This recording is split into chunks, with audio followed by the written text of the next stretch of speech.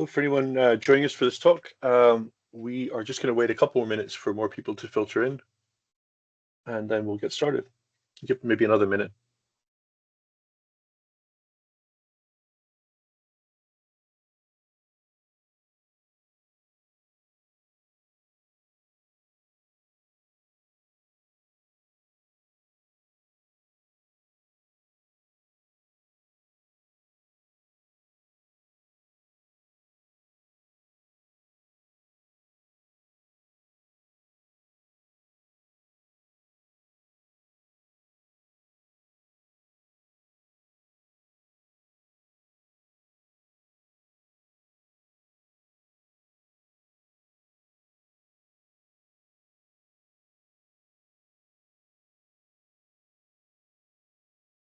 Okay, well, let's get started. So today we're going to be talking about navigating cyber threats in the retail sector, but we're going to try and make a focus on seasonal issues and also have a look back at the year that we've had so far. So look at some of the threats that we've seen in previous quarters, because that's how we like to look at from a strategic perspective overall what's happened in the previous quarters, and also what we can expect over this holiday season. So I'm Cian Heasley, I'm the Adarma Threat Team Lead, and I will be shepherding you through this presentation. Before we get into any threat specifics, I wanted to talk a little bit about Adarma itself. So we are trusted by FTSE 350 companies. We're formed by and run for security professionals, and we're the UK's largest independent security services company.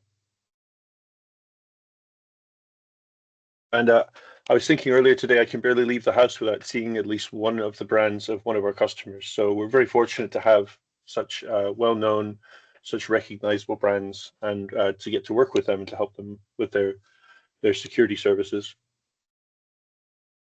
And a little bit about three parts of the services that we offer that are close to my heart. So obviously threat intelligence for a start. We can do threat modeling, tip engineering, manage cyber threat intelligence as a service. I've got an amazing team of people who have helped me put this presentation together and do a lot of work behind the scenes that I get to then come out and present. So yeah, I'm very thankful for them. We also do exposure management. So we can do managed exposure management and also detection and response, which is where I got my start actually. So doing SIEM assessments, doing managed SOC, of course, which is the heart of our business, and doing SecOps engineering for your SIEM, your SOAR, XDR, all of these good things. So there's an awful lot that Adarma can do, and this is just three parts of it there. So we get on to the actual contents of this talk. We're going to move on to the introduction in a moment. I'm going to speak very briefly about Q1 through Q3 in terms of threats. Obviously, we're in Q4 now, and we're actually putting together our reports for customers. As I speak, probably some members of my team will be working on those. We'll talk a little bit about seasonal threats, and then I wanted to get into some information about ransomware for this third quarter. So obviously looking back a little bit, but still fairly fresh.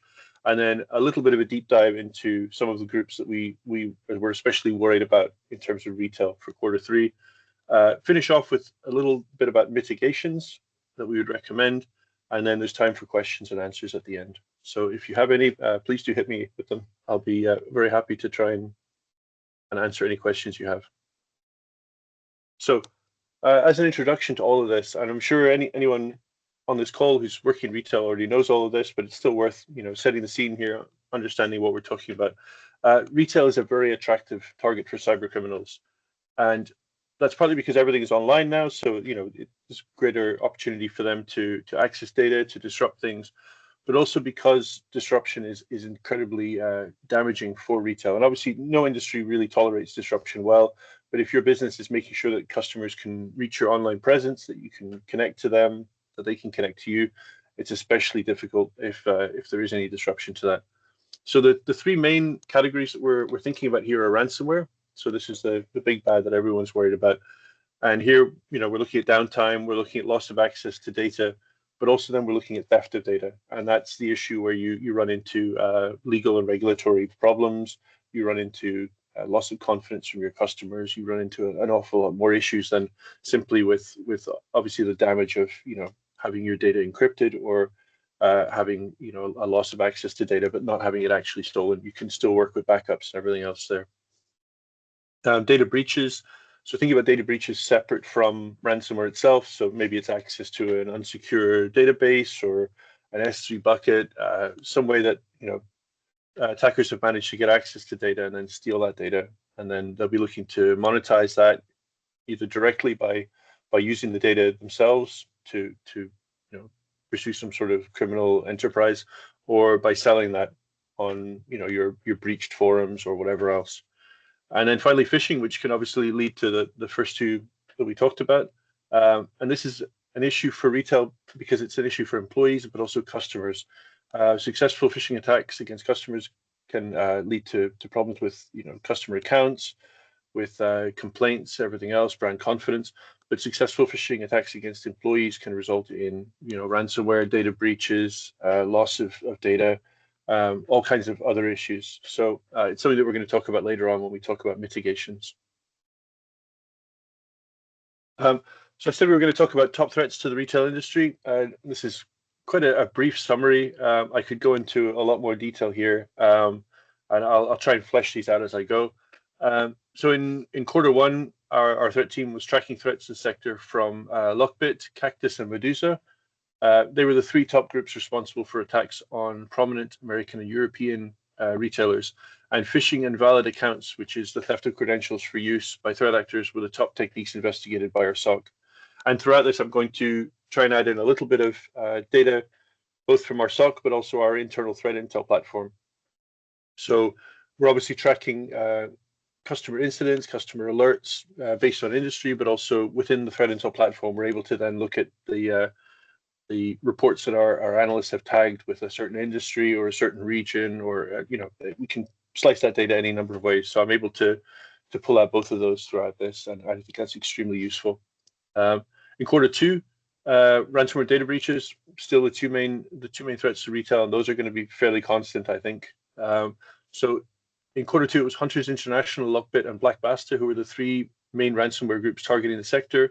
Our SOC were investigating primarily out of all of the alerts relating to C2 communication. So that's command and control. That's if you have a piece of malware that's beaconing back for commands to be run by threat actors. And once again, valid accounts, and that really points to, I think, the rise in info stealers that we've seen this year. As we're no longer looking at banking theft, malware, things like that. We're looking at just information theft, and then that is either used by the threat actor themselves, or it's sold onto another group, or it's offered for sale on a market to whoever wants it. And then quarter three, which I'll be talking about in more detail, RansomHub became the most active ransomware group for retail, and I think it's in general now the most active ransomware group, and I'll talk a little bit more about that. Lockbit has lost a lot of ground after there was disruption by law enforcement. It seems that the identity of the person running Lockbit was released online, and they tried to sort of play this off for a while and tried to make it appear that it hadn't damaged their credibility within the criminal underground. But it's obvious that they've declined massively since then. So that's an example of successful law enforcement action that's resulted in this group just sort of dwindling away gradually. So if RansomHub is the top group, the two next groups that we had on our radar for Q3 were Play and Hunters International, and I'll be talking a little bit more about them in depth as well. And then sort of finishing this off, we can see that the ransomware groups themselves have changed over the course of the year, and obviously which ones we're worried about, which ones we're doing threat modeling for, all of that. But we can still look overall at ransomware itself and the techniques used by threat actors and the risks that remain constant. So I'll go on to a little bit about the MITRE ATT&CK navigator views of these groups, and we'll be able to see certain commonalities there that we can then protect against, we can create detections for. In general, they're similar goals, similar aims, and they'll achieve those in fairly similar ways. So a little bit about seasonal threats to retail as well. As I said, obviously it's this time of year. I wanted to talk a little bit about Black Friday scams, and actually we were talking about Black Friday itself just before everyone joined, and we were talking about the deals that we could get, or whether anyone had found any good deals. There's an awful lot of anxiety now, I think, in general among consumers, and I can say this for myself, around scams or some sort of way that you might potentially lose money in this time of year. And I wanted to talk about that because obviously it's something that's going to be on everyone's mind, both consumers and retailers as well. So the kind of scams that we'd be looking at would be typo squatting domains and lookalike websites. So somebody basically downloads a retailer's website, puts it on a lookalike domain, maybe changes the top level domain, the TLD at the end, or adds a hyphen in the middle. There's some way that they've been able to do this. And instead of using this for phishing, which would be the way that we would conventionally think about a typo squatting domain, they're instead using it to lure potential customers to this fake site and then stealing their details. This could be paired up obviously with phishing emails and social media ads, and those can also lure customers to these fake ads. And malvertising is another way there. So you have ads on Google or other sites that appear to be from a legitimate source, a legitimate retailer, and actually they are either directing someone to a fake site or potentially directing them to something like InfoSteal or malware, something similar. And we've seen a lot of cases of that, a lack of, I guess, due diligence on the part of the people taking advertisers' money. And also I wanted to mention that researchers found an active Black Friday phishing group in early October. So similar to Christmas becoming earlier every year, and we're seeing Christmas decorations out earlier and earlier every year, these sort of scams also will probably be getting earlier and earlier every year. This particular phishing campaign was linked to what researchers called Silk Spectre, which is a threat actor group that they suspected originated in China. So once again, we're looking at transnational criminal groups here trying to take advantage of either American or European consumers in general to either get money or to, like I said, install malware or something similar. A little bit about the impact of AI. We have to mention AI, but also I think in this case it's actually reasonable to mention AI. It can help threat actors produce convincing looking text as lures for phishing emails, and that's for targeting employees and customers both. So it used to be back in the day that if you got a phishing email, there'd be some telltale grammatical errors or there'd be some odd language used. Gen AI has enabled people to create much more convincing looking text. It reads better, it sounds better. And also images that can be used to bolster the appearance of online scams, and these can be spread via social media, spam or advertising as well. And the obvious example here would be the infamous Willy Wonka experience that happened up here in Scotland. Harmless in a way. People lost money. I think most of them got their money back. But if you think about a similar scam that would involve, a large business that maybe would be able to get more money from consumers, using Gen AI to make it look like a convincing ad or a convincing website or whatever else, you can start to think of the kind of applications there. And then finally, down at the bottom, it's something that is probably also on everyone's mind, taking vacations, but also if you're a manager like myself, you're thinking about making sure that you have cover for vacations. And I'm very lucky in my team. We've actually got more than enough cover. We've got our Excel spreadsheet. We've got everyone's dates down, and we're more than covered, actually. I'm very happy this year. But a lot of companies are going to have problems with this. You're going to have reduced coverage in your IT departments. You're going to have people taking last minute holidays. They haven't used their holiday allowance for the year, or they have some sort of a family emergency. It's also a time when people get sick, flu season. So that's something that people grapple with, and I think it can cause security issues if you don't have the people that are best qualified or best informed to deal with a security outbreak ready to do that. And at the bottom here, distracted or stretched employees. So it's not just the people who aren't there, it's the people who are filling in for that time. So I think it's well worth mentioning that ahead of time, and obviously working out your schedules and everything else. So I said I'd dig into a bit more of the three ransomware groups that we were looking at in Q3. First of all, RansomHub, and I think unless there's some sort of law enforcement action or some sort of internal crisis in that group, they are going to be the new Lockbit for a while. They're going to be the biggest group, the most active group. So a little bit about breaches that they were involved in this year to do with retail. In May, RansomHub revealed that they had attacked Christie's auction house, which is the wealthiest auction house in the world, responsible for huge auctions, huge sales.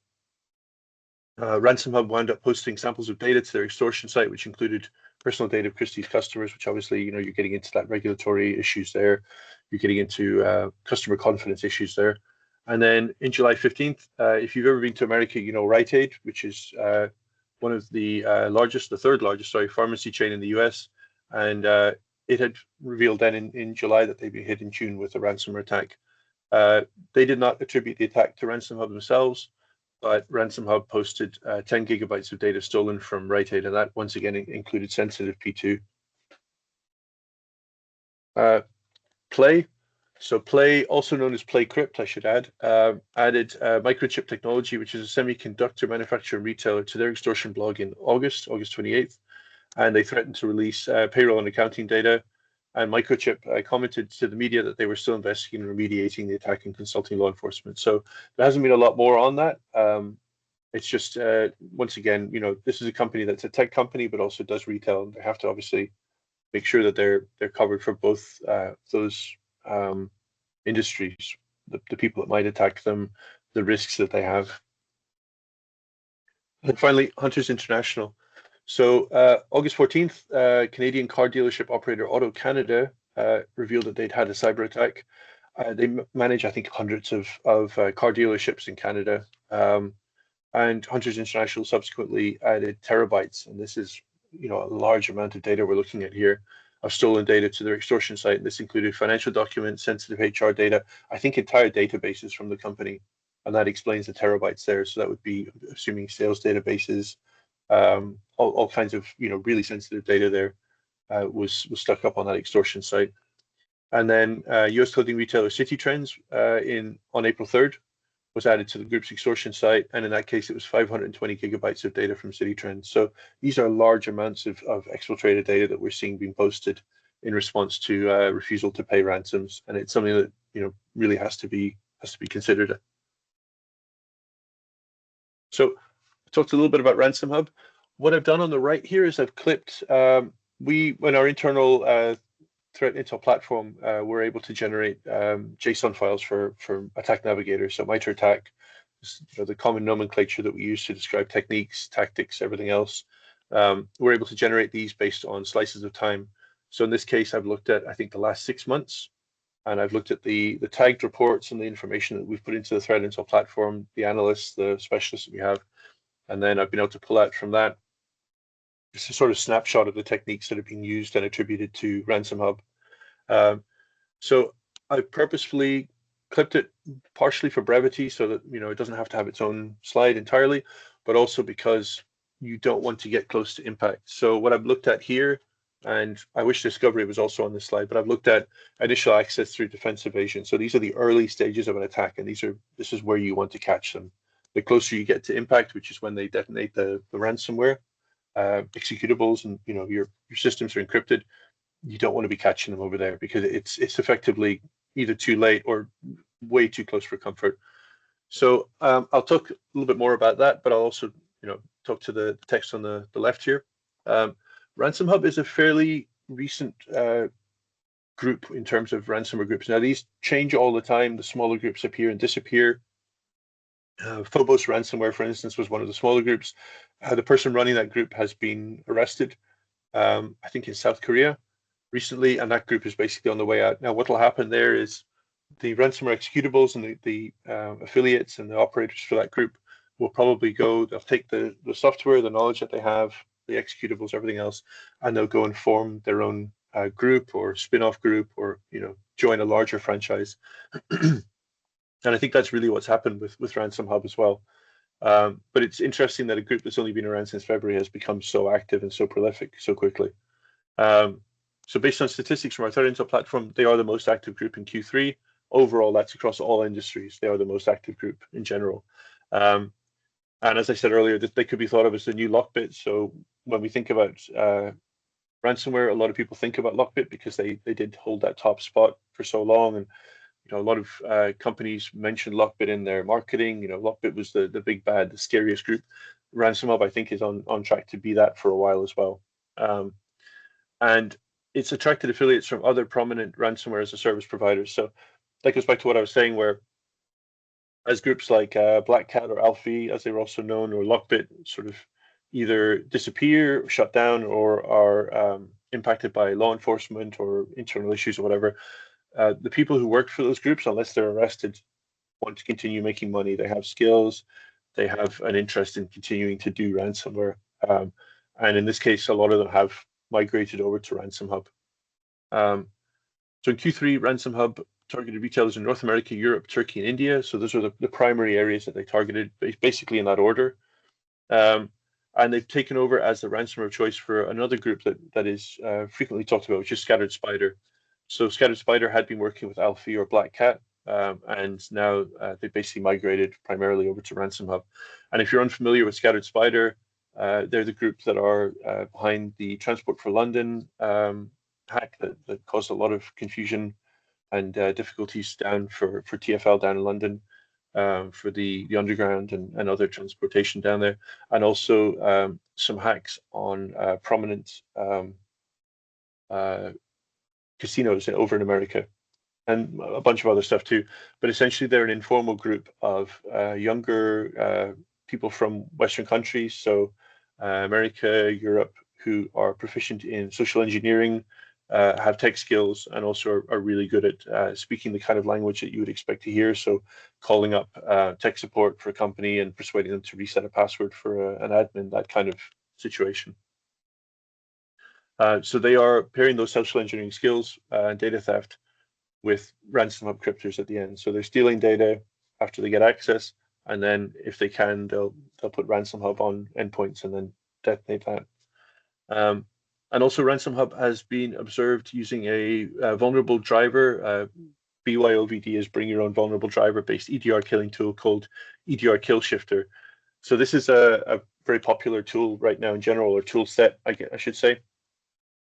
EDR Kill Shifter is a specific one, but in general, using vulnerable drivers to then basically kill EDR or AV has become a very popular tactic among ransomware groups in particular. There was another interesting tool for killing EDR, which I think at a Windows packet filtering or firewall level, it just blocks communication from the EDR on the endpoint out to the servers that basically communicate with EDR, so giving updates or anything else. That's the only other one that I've seen that really works in this, well, not in the same way, but works as efficiently as these vulnerable driver-based EDR killers. Play, so as I mentioned earlier, also known as PlayCrypt. I would say this is a medium-sized group. They've been around since 2022, so quite long-lived for ransomware groups these days. Based on statistics from our threat intelligence platform, they were the second most active group overall in Q3. But I think, I don't have the statistics to hand, but I think it is quite a jump from Play to RansomHub. So there's quite a gap there. RansomHub is just that active. But being the second most active group still is quite small in comparison. So Play uses phishing or targets publicly disclosed vulnerability in network edge kit like VPN appliances or exposed RDP servers, and that's remote desktop protocol, so for accessing Windows servers remotely, and they use those for initial access. And this goes back to something that we at Adarma always talk to our customers about, making sure that your network edge kit, your routers, your VoIP, anything that's exposed to the internet is updated and monitored as well. So you don't just want to keep it updated, you want to make sure that you're monitoring admin commands, command line interface commands issued there, because you can keep them updated as much as you want. You can have really good vulnerability management, but if there's a 0 day, the updates really aren't going to help you there. What's going to help you there is being able to actually see the commands that were run in real time or in your scene, wherever, and make sure that you notice suspicious behavior.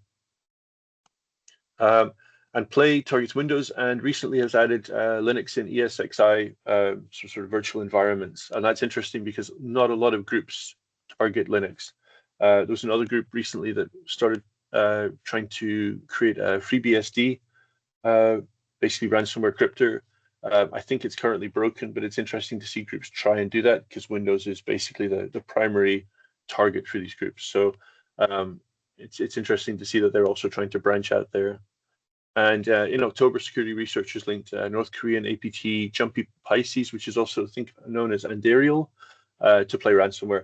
So this is something that I think we're going to see more and more of. APT groups, whether they're Iranian, whether they're potentially Chinese or North Korean, trying to make some more money, whether it's for their own groups, maybe self-funding their departments within the infrastructure of the country, or just to make some money on the side for themselves. North Korea is obviously very interested in cryptocurrency because it enables them to dodge a lot of sanctions. So they're very invested in either stealing cryptocurrency or, in this case, trying to generate revenue from ransoms so that they can continue to basically fund the country. Finally, Hunters International. Now, we have a lot less on them in our threat intel platform in the last 6 months. I could have gone back further, but I wanted to make sure that we were getting the most recent data here. So Hunters International first appeared in October of 2023. So based on statistics from our threat intel platform, they're the 4th most active group overall in Q3. So once again, though, those gaps between each group will be quite large. So Hunters International, despite being the 4th, is actually numerically, I guess, going to be quite smaller than both Play and RansomHub. Sorry. So generally, they engage in double extortion. So that's encrypting data, but also stealing data. And actually, we've been hearing about triple extortion this year. So stealing data, encrypting data, but also then distributed denial of service attack or some similar additional attack to try and push companies to pay ransoms or to intimidate them or to make sure that they don't just forget about the threat actors themselves while they're doing their mitigation efforts or anything else. So stolen credentials and exposed RDP again. So I mentioned Windows Remote Desktop Protocol already, or vulnerabilities in network edge infrastructure are their primary means of initial access. And this is something that we'll see across most groups, I think, at this point. Phishing is still used, but phishing is not going to be the primary way that threat actors get into networks anymore. It's going to be an additional way. We had before, I think it was Black Basta paired up with Quackbot. Quackbot was a phishing malware distribution, malware and also platform and also infrastructure. And they paired up with them to basically piggyback off of their infrastructure to try and find victims. But Quackbot was shut down, and I think really we're going to see a move away from phishing as phishing controls get better towards either vulnerabilities or just stolen credentials, and that's back to info stealers again. Another interesting thing about Hunters International, they launched a clear web version of their dark web leak site in January of this year, and I think this is a way to apply more pressure to targeted companies. So a company might think, well, our data is being leaked on the dark web, or we've been mentioned on the dark web. Most customers, most people are never going to see this. They're not going to get Tor browser fired up and go over and find this onion site and go there and look at everything. So I think a few groups have done this where they will create a mirror of their site that's also on the clear web. It's riskier for them, obviously, because they have to pay for infrastructure somehow. They have to host it somewhere. It's more of a potential paper trail back to them, whereas Tor offers them that level of anonymity where if they code their site correctly and they set everything up correctly, it'll be hard to find where they're actually hosted. But it's one more method that they can try and use to try and pressure companies into paying. And over here on the right, we have phishing external remote services. So that's your VPN appliances, things like that. And then we have masquerading as their defense evasion. So masquerading will be naming a malicious service after a benign one, naming an executable after one that's common on Windows that isn't malicious itself. Basically masquerading as something that shouldn't be a concern, and that's where it's very important to check where your services are being run from, who's running them, who created them. If another service was stopped and then a similar sounding service was started, this is where you want to monitor for all of that. So moving on to mitigations, it's all been a bit doom and gloom so far. We've got all of these problems. I wanted to finish out here on discussing some of the ways that companies can protect themselves and their customers, and not just in general, but also specifically for this time of year. So I think first of all, we want to think about how you talk to your employees around Black Friday. So briefing, educating your employees on the risks associated with these periods, whether it's that there may be coworkers that are off on holiday, coworkers that are off sick, there may be increased volume of sales, there may be increased volume of traffic. So more logs to look at, more potential alerts. Just based on that alone, you want to talk to your employees and say, hey, this is a difficult time of year. We have a plan in place. Here's what we're going to do. Here's how we're going to deal with this increase in sales, but also increase in potential issues around that. Another thing that was suggested to me by one of my team, and I really think it's a good option here, is considering implementing geo-blocking. So for periods that are especially risky for fraud or financially motivated DDoS extortion attempts, you could implement some sort of geo-blocking. You could say, hey, we do our business in Europe and America. We don't need to worry about people outside of that. Now, I think a lot of businesses are going to worry about potentially closing themselves off to sales or to business. But for DDoS, especially the way that it's being run, especially by some of these Russian groups, it would be, I think, very useful to block random endpoints or random people in some cases who've signed up to be part of DDoS infrastructure voluntarily, to stop them having the potential to send packets or requests or whatever else to your servers. Something that I always come back to here: require multi-factor authentication everywhere possible, and in particular webmail, VPNs, and critical systems. So I've mentioned a few times throughout this talk that VPN appliances, VPN infrastructure is a favored way for attackers to get online. If they manage to get credentials for your VPN, but they don't have access to MFA, that's really going to stop them in their tracks there. It's going to make their life a lot harder. If they have access to potentially a Windows server that's exposed online, RDP, something similar, if you're putting in place extra steps there that they have to jump through, they may just move on to another target. They may just get burned out on trying to circumvent your security controls. Implement a recovery plan for regular backups. So this goes back to that single extortion, especially if they're going to encrypt your data but not steal it. If you have controls around potential exfiltration of data, or you can detect that. Obviously, it's still horrible, bad scenario, but you can back up from those regularly taken backups. And also, you want to make sure that your backup system is tested, that you have documented everything set up properly. You don't want to have an incident where you've lost a ton of endpoints, and then you discover that backups haven't been running regularly or properly. So it's something that you really want to put time into, to test, to run scenarios against everything else. Monitor for stolen employee or customer credentials to get ahead of intrusions or abusive customer accounts. So this is your credential monitoring. I think it's not just that you want to monitor for credential theft, it's that you want to look for trends. So if you suddenly notice 1,000 customer accounts are up for sale somewhere on the dark web, I think it's worth asking, why the sudden spike. I know I've talked to retailers who will get a list of customer accounts that have been compromised, and they'll reset the passwords on those. But as I've been told, if they have an info stealer installed, the customer, they'll just get the new password. So it is obviously a game of cat and mouse at some point, but I think it's still well worth looking for trends, looking for signs that something's gone wrong on some scale larger than individual customers installing info stealers or something similar. Prioritize patching internet-facing systems. So all three of the groups that we looked at in depth today look for network edge devices that are either poorly secured or have vulnerabilities or don't have MFA, similar things.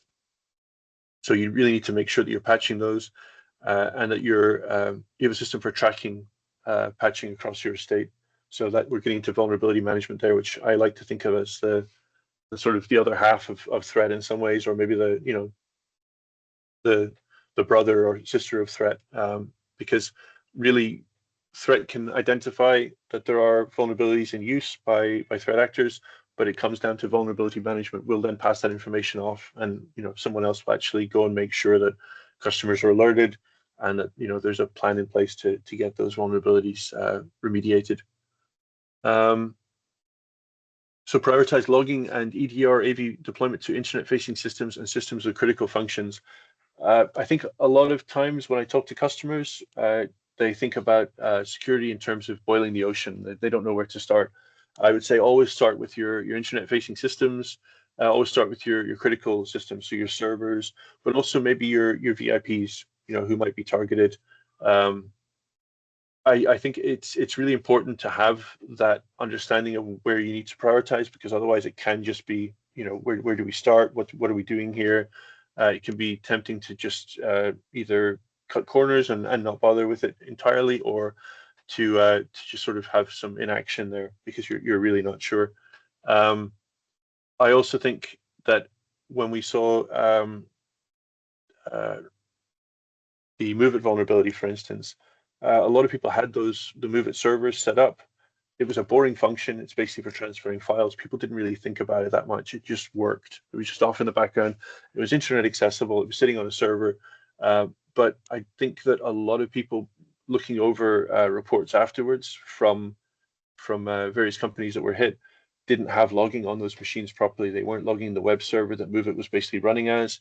They weren't properly looking at access to those servers. They weren't maybe restricting who could access those servers. So somebody from outside the company needs to access MoveIt to transfer files, but was that just open to the whole internet, or was it restricted to, say, people from your North American offices or wherever? So I think there is a way to think about all of this that can basically cut a lot of the busy work out of it and really prioritize and focus on where you'll get the most value for the security controls that you implement.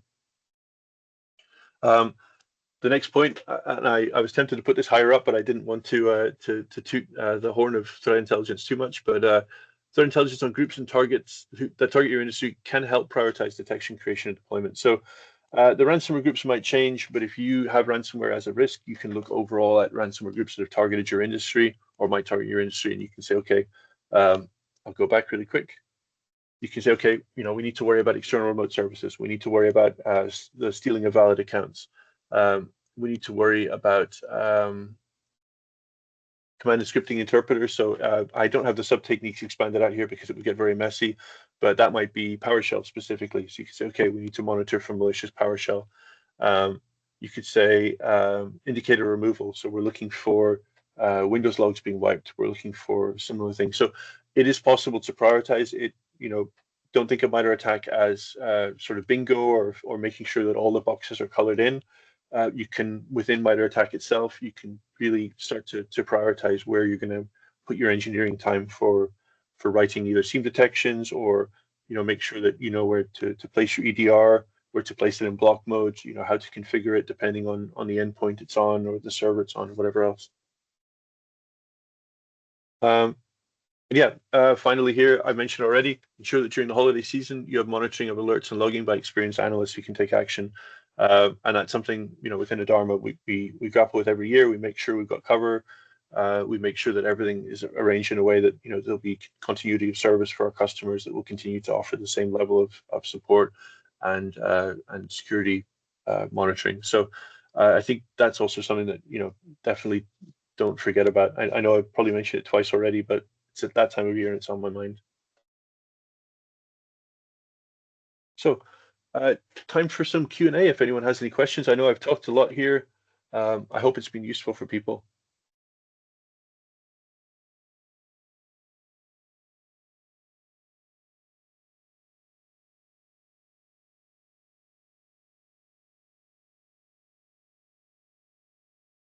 Equally, if there's no questions, I'm happy to call it a day there. You can also feel free to get in touch with Adarma and get a message through to myself if you want to pick up on anything. I have a question.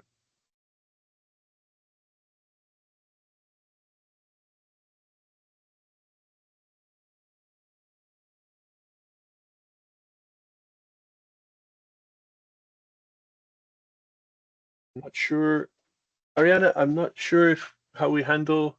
Yeah, sorry, Ariana was going to say, I think you have to type your questions in the chat because of the way that Teams is set up, unfortunately.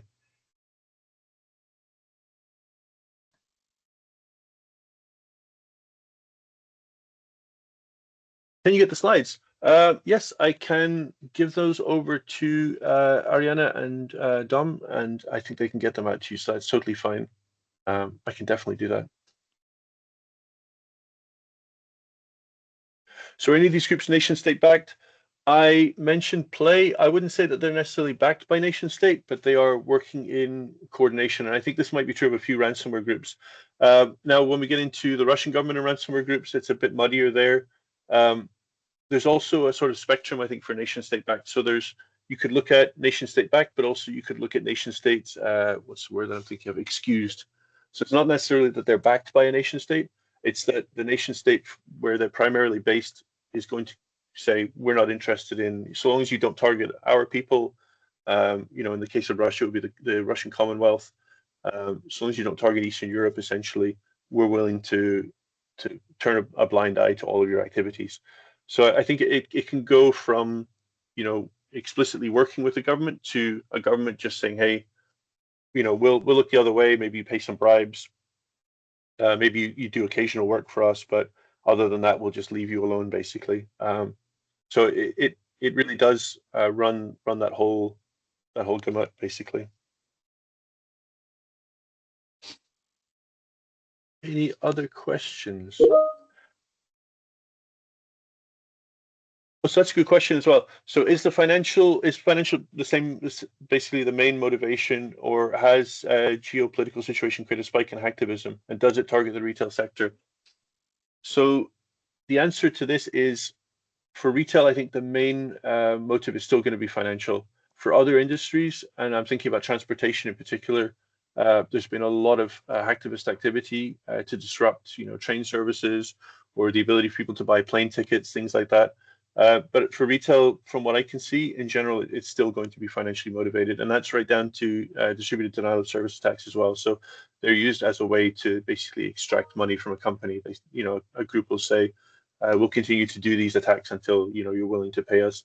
Whereas with other industries, hacktivists will just do it to make an impact that people will notice. Now, I will say hacktivists will change up their tactics. For a while, they were attacking government websites, but to be honest, if your local city council website is down, you're not going to notice that unless you're going there to, I don't know, pay your property taxes or something. And I think that's why we saw that move to transportation, because if you go to buy a bus ticket and you can't get on the website, or the app's down or whatever, you will notice that more than you will maybe a government website being down. So perhaps retail will become a target down the line if people want to buy groceries online and they can't. That may be something that people would notice, and that's the primary goal with hacktivism. There is to make sure either to do damage to the target, for it might be the military, something like that.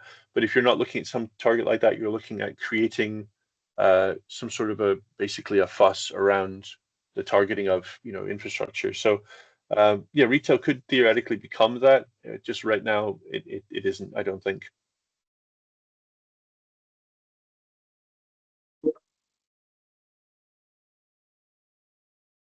So that's an interesting one. There's a move away from phishing to actually get ransomware onto endpoints and to get access to endpoints, but phishing with info stealers is done by other groups, your initial access brokers or groups that only do phishing with malware lures, so your info stealers. I think we'll also see more malvertising. So I mentioned that earlier. So ads on Google that say download this product here. You go through, it's not that. And also there's a lot of fake sites around open source tools. So tools like WinSCP or trying to think what else, VLC Player, things that everyone knows the existence of, but you might not know where the official site is. You're used to downloading it from a file sharing site, so VLC Player, you might not go directly to wherever that's hosted. You might go to a site that says, yeah, we got the latest version here. You can download it in your area. It's fine. And then that's where you get the info stealer from. So there's a lot of different ways, essentially, that they can get those onto systems now. There was, I think, North Korea, I think, set up an entire fake gaming site for a while that they were using to try and target people, I think in South Korea, to try and get malware onto people's computers, basically.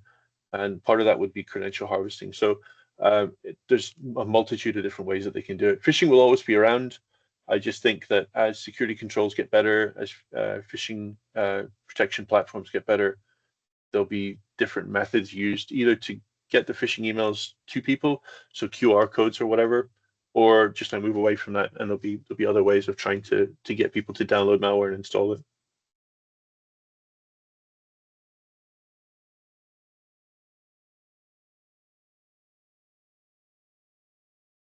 Well, I really appreciate the questions, by the way. Sometimes I do these and there aren't very many at all. Oh, thank you very much. No, it's been wonderful. Questions are really the part of this that I really enjoy, because it means that I get to hear what other people are concerned about as well, and that can help inform future presentations or the work that I do. So I really, really do appreciate that. I'm going to move on to the thank you slide. There's the email address for Adarma. If anyone wants to get in touch, you can get me through there or get the company through there. And yeah, thanks very much, everyone. Have a wonderful rest of your week.